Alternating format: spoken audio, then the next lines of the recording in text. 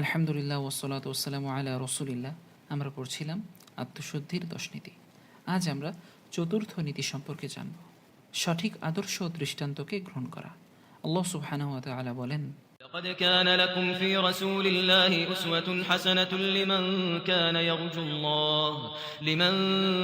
يرجو الله واليوم الآخر وذكر الله كثيرا।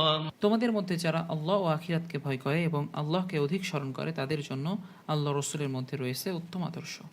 ইমাম ইবনে কাসির রাহিমাহুল্লাহ বলেছেন, কথা, কাজ ও অবস্থার দিক দিয়ে রাসূলুল্লাহ সাল্লাল্লাহু আলাইহি ওয়াসাল্লামকে অনুসরণ করার ক্ষেত্রে এই আয়াতে বিরাট দালিলিক ভিত্তি রয়েছে। হাসান রাহিমাহুল্লাহ বলেছেন, নবী করিম সাল্লাল্লাহু আলাইহি ওয়াসাল্লামের জামানায় এক লোক বলল, আমরা আমাদের রবকে ভালোবাসি।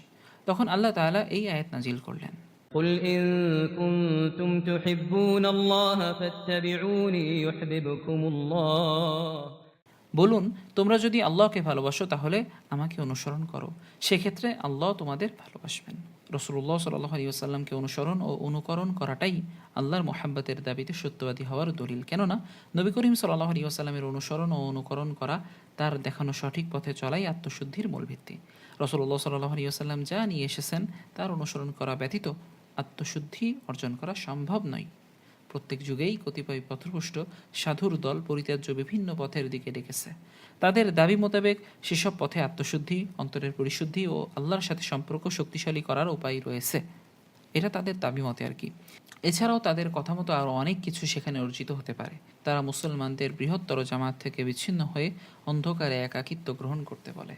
তারা বিশেষ কোনো জিকির বারবার আওড়াতে থাকে, কোনো নির্দিষ্ট শব্দ বারবার বলতে থাকে এবং দাবি করে থাকে যে এসব নফসকে পরিশুদ্ধ ও সংশোধন করবে এবং সঠিক শিক্ষা দান করবে। এছাড়াও তারা আরও অনেক বাতিল দাওয়াতের দিকে ডেকে থাকে। আল্লামা ইবনুল কাইয়িম রাহিমাহুল্লাহ বলেছেন, শরীরের চিকিৎসার চেয়ে অন্তরের পরিশুদ্ধি করা বেশি জটিল ও কঠিন।